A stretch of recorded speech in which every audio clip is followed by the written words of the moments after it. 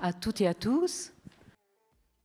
La perspective de la suppression totale des cookies tiers sur Chrome, annoncée en 2020, a propulsé le développement de nombreuses technologies européennes alternatives pour répondre aux différents besoins des annonceurs sur le web. Aujourd'hui, 4 ans plus tard, la disponibilité a priori un peu plus limitée des cookies tiers sur ce navigateur, majoritaire dans les usages, n'a pourtant pas encore débouché, on va en parler, sur une adoption généralisée des solutions alternatives. Notre table ronde cherche justement à affiner ce constat, à en comprendre les raisons et surtout à répondre à la question suivante. Peut-on voir naître des changements, des champions européens du cookie-less et de l'open web dans un marché publicitaire fortement préempté par quelques solutions globales dominantes? De quoi les technologies cookie-less ont-elles besoin pour s'épanouir, les technologies cookie-less européennes? Pour en parler, nous réunissons aujourd'hui 4 femmes bien placées pour s'exprimer sur ces sujets. Une chercheuse, une juriste représentante des annonceurs, une spécialiste de l'achat média d'un grand groupe mondial et enfin une porte-parole d'une technologie cookie-less européenne. Je commence par la chercheuse, évidemment, par Christelle. Christelle Aubert-Assouni, vous êtes enseignant-chercheur et professeur à Paris School of Business. Vos travaux portent sur la protection de la vie privée des consommateurs. Avec Patrick Weilbreck, vous avez notamment réalisé récemment pour le compte de la CNIL une étude économique et concurrentielle sur les modèles publicitaires alternatifs aux solutions dominantes, cookie-less et GAFAM. Et vous m'aviez exprimé votre souhait de commencer par le commencement, c'est-à-dire par définir ce qu'on parle là, de quoi on parle quand on parle de souveraineté. Je vous écoute. Oui, tout à fait. Alors bonjour, bonjour à tous. C'est en effet assez impressionnant et on voit absolument pas vos visages. Je confirme.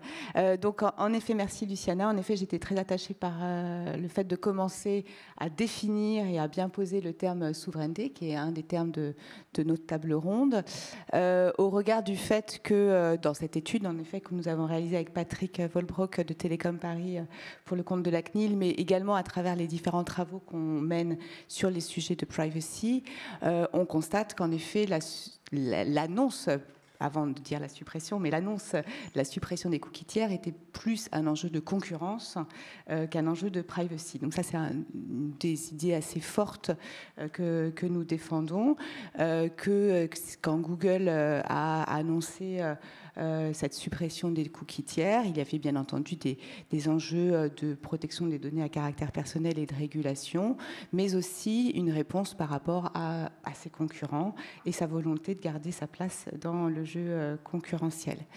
Or, concurrence et souveraineté sont extrêmement liés. C'est peut-être une évidence de le rappeler, mais c'est important. Et ça, de nombreux économistes, Patrick, avec qui je travaille, est économiste, mais de nombreux économistes très connus, même des prix Nobel, ont bien souligné l'importance que la position dominante de certains acteurs technologiques venait affaiblir le jeu concurrentiel et donc par là même venait interroger les enjeux de souveraineté et donc c'est-à-dire la capacité d'un État ou d'une organisation de garder le contrôle de ces technologies, de ces données et de ces infrastructures. Mais la bonne nouvelle, c'est que ce qu'on souligne également, c'est que l'annonce de la suppression des cookies tiers a permis à des acteurs d'émerger et que ça vient rebattre les cartes de ce jeu concurrentiel et que ça vient remanier un petit peu tout le mapping. Donc on a proposé un mapping relativement nouveau avec des nouvelles couches d'intermédiation. Et justement, alors, vous confirmez dans votre étude la complexité apparente, en tout cas, de cette solution, de ces solutions cookie-less, parce qu'elles sont nombreuses, parce qu'elles répondent à des cas d'usage différents, à des besoins différents. La question est-ce que cette complexité peut tuer la poule dans l'œuf? Et qu'est-ce qui pourrait faire que cette complexité devienne vraiment une opportunité de souveraineté européenne, d'après vous? Alors déjà, pour ne pas répondre directement à votre question, mais on souligne quand même qu'un certain nombre d'acteurs sont européens et ça permet de souligner cette question de souveraineté européenne. Alors, on est très optimiste et on pense en effet que ceci va permettre de renforcer le jeu concurrentiel et donc de remettre de l'ordre un petit peu dans ce marché. En effet, c'est très complexe, mais également ça a permis aussi aux régulateurs sur la protection des données à caractère personnel de voir l'importance de travailler en collaboration avec les autorités de la concurrence, ce qui nous laisse assez optimistes sur la capacité justement à réguler cette complexité. On voit certaines actions, certaines déclarations communes entre l'autorité de la concurrence et la CNIL au niveau national, d'autres reconnaissances au niveau européen. Alors évidemment, la temporalité du régulateur n'est pas la temporalité commerciale qu'on connaît bien et on aimerait que ça aille un petit peu plus vite. Et c'est là où en fait, ce qu'on souligne également dans nos travaux, c'est que l'ensemble de cette complexité et aussi le fait des annonceurs et des agences qui doivent jouer leur rôle dans l'organisation de l'ensemble de ce marché. Justement, on va en parler. Justement, comment est-ce que les régulateurs peuvent aider ces technologies à s'épanouir? Peut-être qu'on va revenir avec vous sur ce point, Christelle, mais je voulais me tourner vers Laureline. Laureline Frossard, vous êtes directrice des affaires publiques et juridiques de l'Union des marques. Et à ce titre, vous représentez ici environ 1600 marques en France. Je voudrais absolument avoir votre avis sur cette question de comment est-ce que les régulateurs peuvent aider ces technologies alternatives à s'épanouir. Mais avant, d'abord, un constat. Vous m'avez plus ou moins confirmé que les annonceurs n'ont pas encore adopté franchement, véritablement, de façon industrielle, les technologies cookieless. Est-ce que vous pouvez nous expliquer pourquoi? Bonjour. Oui, bonjour. Effectivement, pour pouvoir adopter, il faut pouvoir comparer. Et cette comparaison, elle a pris du temps. Elle a pris du temps pour différentes raisons.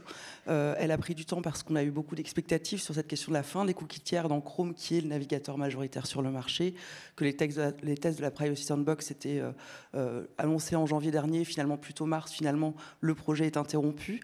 Donc, un certain temps d'incertitude, et puis elle a pris du temps aussi parce que les offres alternatives se sont précisées, se sont développées, elles apparaissent les unes les autres comme complémentaires avec, vous l'avez dit, une diversité, différents cas d'usage qui sont envisagés, et donc ce temps du test est nécessaire. Ce qu'on a remarqué, nous, à l'Union des marques, c'est que depuis 18 mois, ces tests se sont largement accélérés, et puis qu'il y a un choix qui est celui de certains, qui est celui d'une transition longue, une transition dans la durée, puisque la capacité à justifier quand les cookies existent encore, qu'on a tout basculé en cookieless, peut être compliqué à justifier sur des performances. Donc des tests, des cas d'usage, beaucoup de partage également au sein de l'Union des marques sur ces questions pour sensibiliser, informer, décrypter et puis encourager les tests et la meilleure connaissance des solutions alternatives. C'est vrai que quand on pense à toutes ces solutions et on pense aux annonceurs directement, il y a toujours une question qui revient, c'est est-ce que parce que le cookie, c'était gratuit, c'était le cookie tout seul, c'était une seule solution pour tout le monde. On évoque toujours, quand on discute avec les marchés, cette simplicité, le fait que ça couvrait tous les besoins de A à Z. On se retrouve maintenant avec une richesse ou une complexité, ça dépend des points de vue, de solutions, et la peur, la crainte que cela favorise une attitude de la part des annonceurs qui est celle qui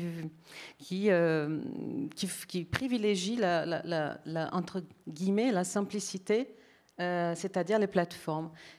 Est-ce que vous partagez cet avis, Laureline ? Notre analyse à ce stade, c'est de se dire que la complexité, oui, évidemment, que ça va être un sujet complexe. Pour autant, la complexité, elle est inhérente au digital. Elle est caractéristique du digital. On est sur de la technologie, on est sur de la précision, on est sur des interactions nombreuses, une chaîne de valeur complexe.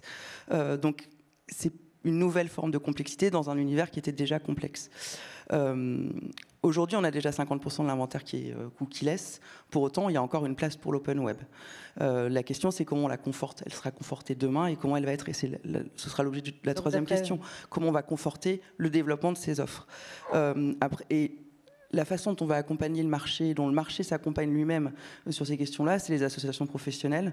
Nous, à l'Union des marques, on a une communauté de performance digitale. On a traité le sujet la semaine dernière. On a eu plus de 50 personnes, justement, sur des études de cas, sur de la démonstration, l'importance d'apporter un discours de preuve sur ce qui a été obtenu, réalisé, comment. Le rôle évidemment des agences médias avec lesquelles on travaille, c'est le couple agence-annonceur qui est bien connu. Et puis la valorisation de leurs offres par les publishers et des offres alternatives elles-mêmes qui doivent s'adresser pas seulement aux grands annonceurs, mais sur le digital, on a 56 000 annonceurs identifiés. La question, c'est comment on va aussi adresser l'ensemble de la communauté des acheteurs sur le digital.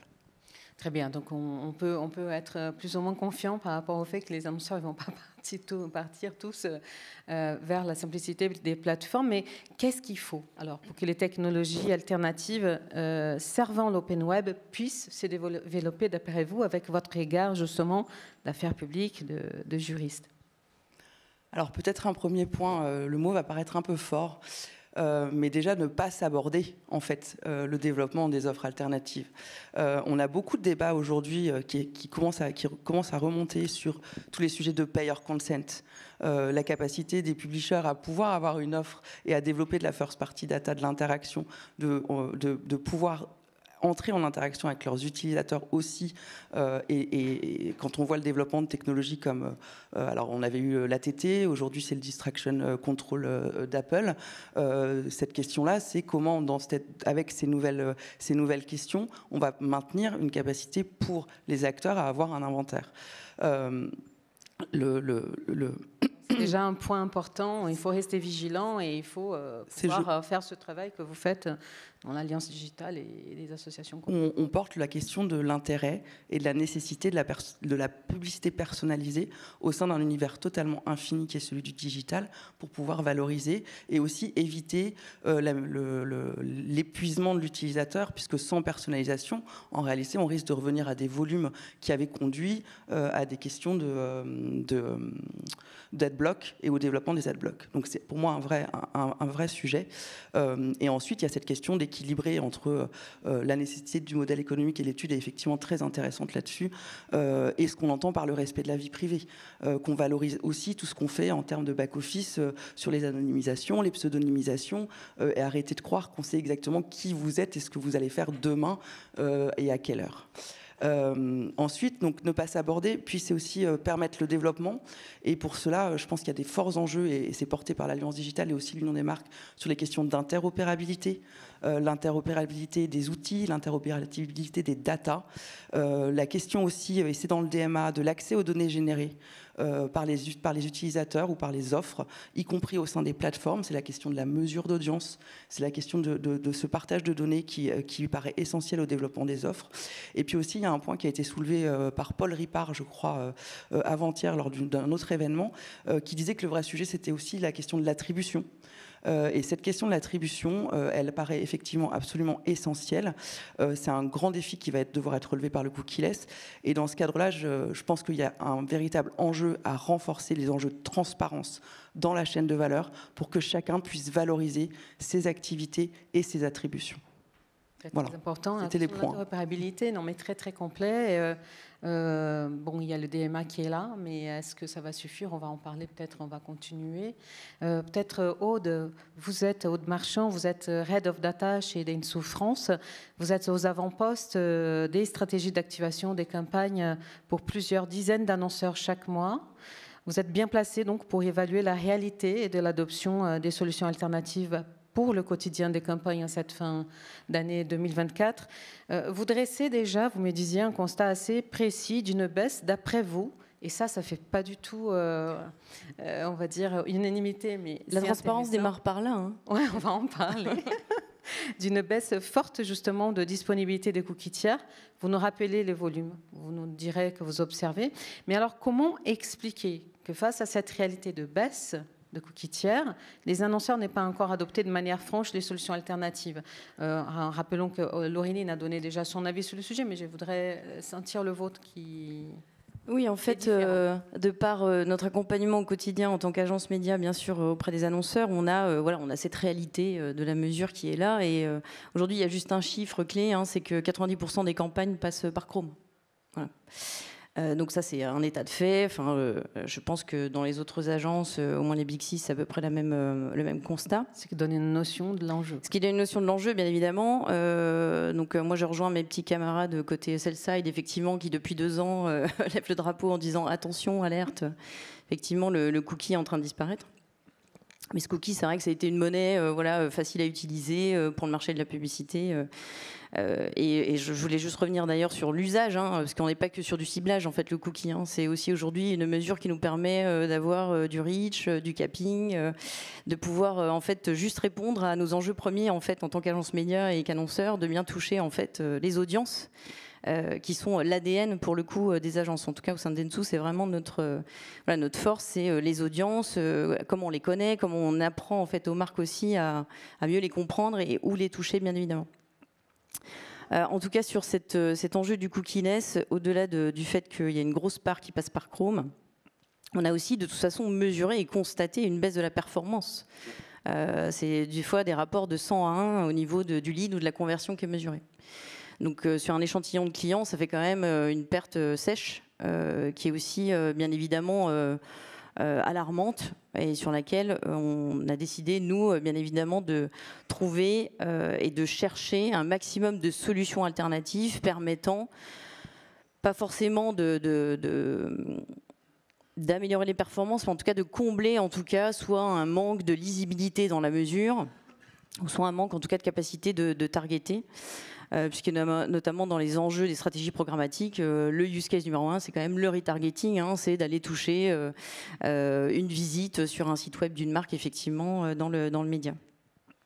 Donc on a ce constat un peu alarmant, on a eu des freins à l'adoption, et pourtant, malgré tout, je peux vous garantir qu'on a été très en avance et en anticipation de l'évangélisation et de la culturation autour de l'impact de la fin des cookies. Hein, je crois que dès 2021, on a tous été à l'occasion de conférences ou même directement auprès des agences, des annonceurs et des marques, à leur expliciter, attention, ça n'est pas qu'un enjeu de mesure de performance finale bas de funnel. Hein, on est vraiment sur la totalité de la chaîne en termes d'impact.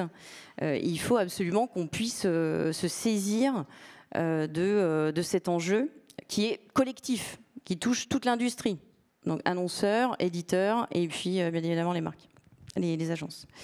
Donc on a eu besoin de faire ce travail, on l'a fait à plusieurs reprises de manière différente pour pouvoir bien adresser ces sujets. Et ce qu'on voit quand même, c'est que finalement il y a un frein qui est assez naturel, qui est financier. C'est-à-dire que les solutions alternatives qui peuvent se présenter, que je décrirai un peu après, c'est considéré comme un coût aujourd'hui pour une marque. Or, il faut qu'on puisse positiver, on va dire, ce coût, en faire un investissement réel sur quelque chose de plus pérenne, je vous rejoins, et d'avoir quelque chose qui puisse vraiment nous aider à avoir une lecture de la mesure de la performance sur du plus long terme, et pas juste faire effectivement du one-shot, et d'avoir que peu de résultats finalement, et c'est un peu ce qui a été fait ces 18 derniers mois. Parce qu'on n'a pas été très loin en fait dans la pérennisation en tout cas de ces solutions. On publie tous les jours des résultats de tests, etc., des études de cas. On montre quand même que malgré le fait qu'elles aient un coût, il y a les résultats. Les résultats, il est au rendez-vous. Et pourquoi ça reste un frein alors? Est-ce que c'est l'industrialisation qui manque? Et qu'est-ce qui fait que, si vous me dites qu'il n'y a plus beaucoup de coquitières, pourquoi on n'y est pas? Est-ce que c'est une question il faut patienter que ça se mette en place, patienter encore combien? Oui, je rejoins un petit peu ce que disait Laureline. Je pense qu'il y a aussi une adoption qui prend un petit peu de temps parce que ça nécessite quand même parfois une implémentation technique qui peut paraître complexe. Et qui n'est pas forcément prise en charge par la marque. Hein. La réalité, c'est que c'est des compétences qu'il faut soit acquérir ou soit en tout cas qu'il faut outsourcer. Donc ça aussi, finalement, c'est un investissement auquel il faut penser. Donc on a heureusement aujourd'hui beaucoup de solutions alternatives qui ne sont pas forcément dépendantes d'une implémentation technique complexe, mais en tout cas ça peut faire aussi l'objet d'un frein à l'adoption bien évidemment. Vous en voyez vous des champions émerger? Vous en voyez des technologies qui vous paraissent Alors j'ai pas d'action, mais il y a quand même voilà, quelques acteurs qui font beaucoup d'efforts et qui mettent beaucoup d'énergie, je trouve, sur le marché français et européen, notamment UTIC et First ID. Maintenant, c'est des solutions plutôt ID-based. Moi, je fais un peu de promo là pour ma paroisse, mais c'est vrai qu'on a aussi notre propre solution. Et c'est vrai qu'il y a des agences qui le proposent, mais nous, on a sorti Mercury, qui est basé aussi sur le panel Dentsu, donc pour pouvoir digitaliser la donnée et pouvoir créer des segments d'audience en activation dans beaucoup de plateformes, notamment celle d'Augury. Et on a aussi des solutions plutôt contextuelles, où là, en fait, c'est pas un retour en arrière, mais en tout cas, c'est vrai qu'on a déjà eu l'occasion et il y a des annonceurs et des marques qui suivent plutôt ce type de solution aujourd'hui, mais qui se sont bien évidemment beaucoup améliorées avec notamment l'IA.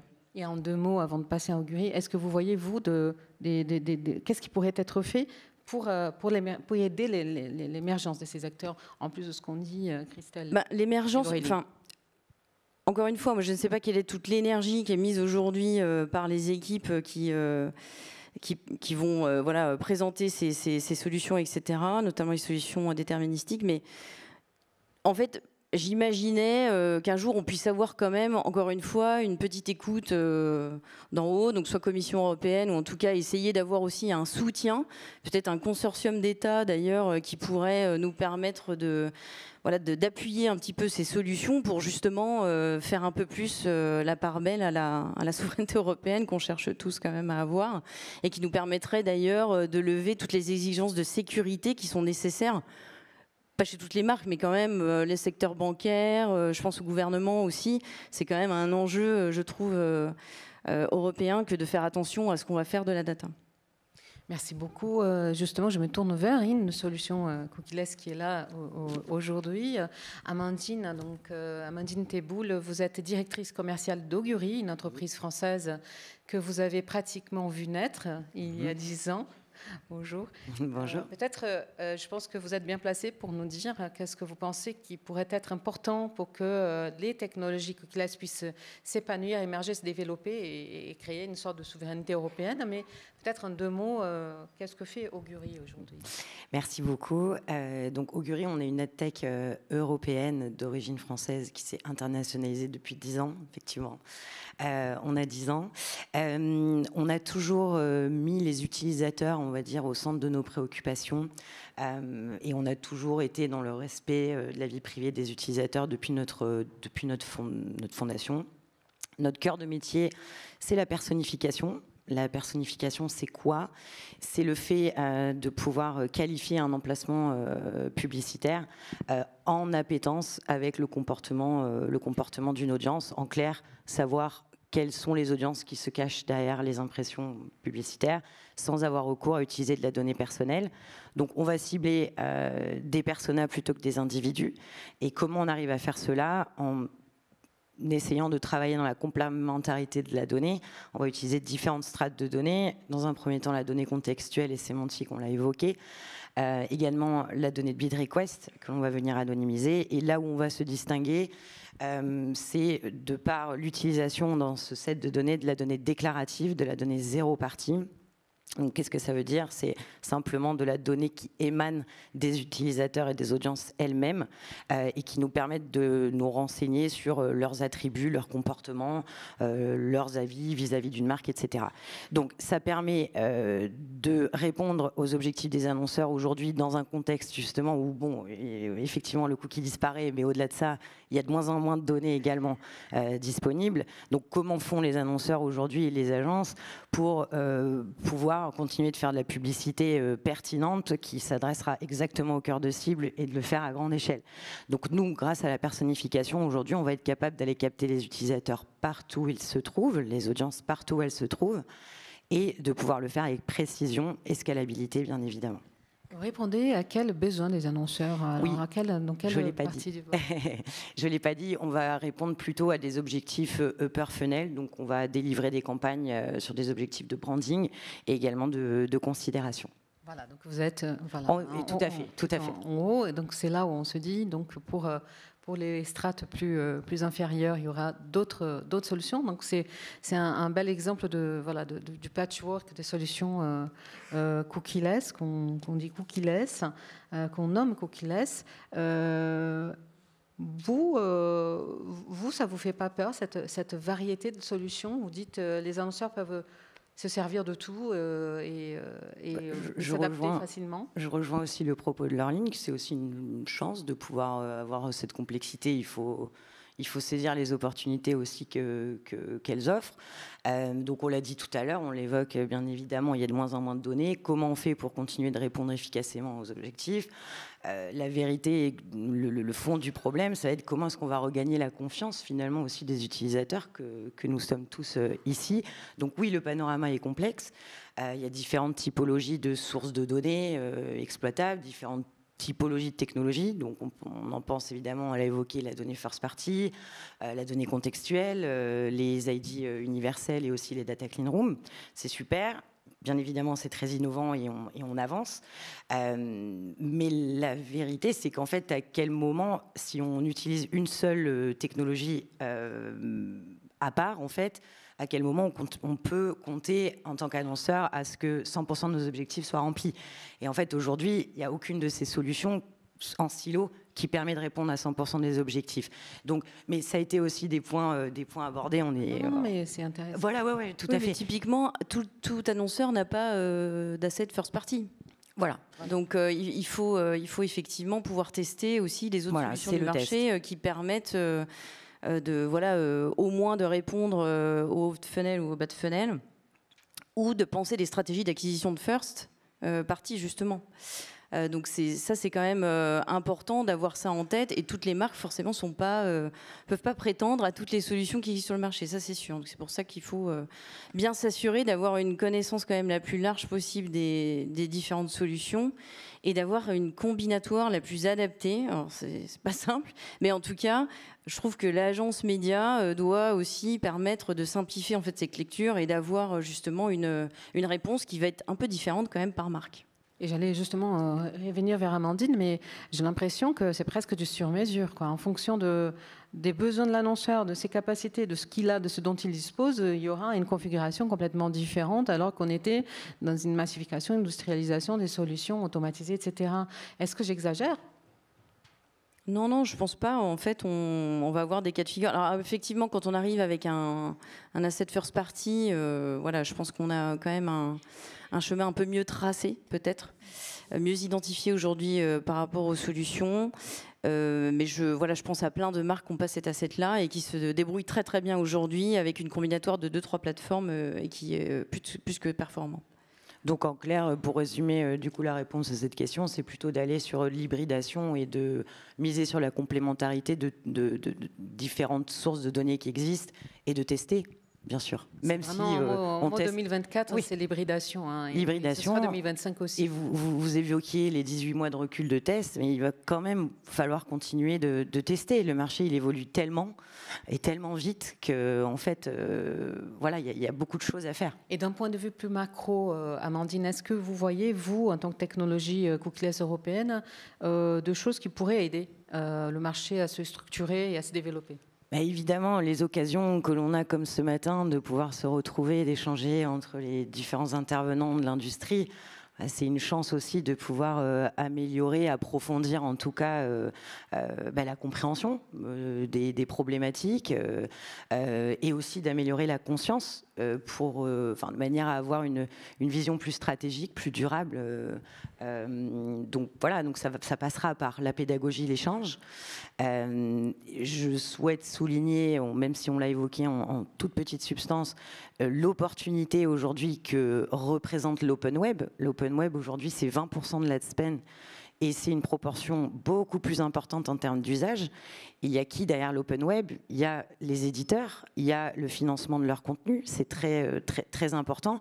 Et en fait, pour répondre à votre question, il faut pour émerger, il va falloir capitaliser, je pense, plus sur l'open web, et également davantage aller sur de la collaboration entre différents acteurs du marché. Tu évoquais Aude, tout à l'heure Mercury. Voilà, c'est un des projets également sur lesquels nous, à notre niveau, en tant que régie publicitaire, on va travailler main dans la main avec les agences partenaires, dont Dentsu et Mercury, donc pour travailler sur la synchronisation des activations et de l'analyse des plans médias des annonceurs. Donc dans ce sens-là, c'est comme ça qu'on ira chercher plus d'innovation, en travaillant et en échangeant plus. Alors, en rappelant qu'on s'attend tous à cette expérience sur Chrome de la fin des cookies tiers, enfin non, pas la fin des cookies tiers, c'est lapsus révélateur, mais qui laissera le choix aux utilisateurs. Mais il me semble que même Google, si je ne me trompe pas, s'attend à ce qu'il y ait une baisse. Donc, il faut que vous soyez tous prêts là pour 2025. Peut-être que ça va être pour très très bientôt. Merci à toutes, c'était un plaisir. Merci. Merci.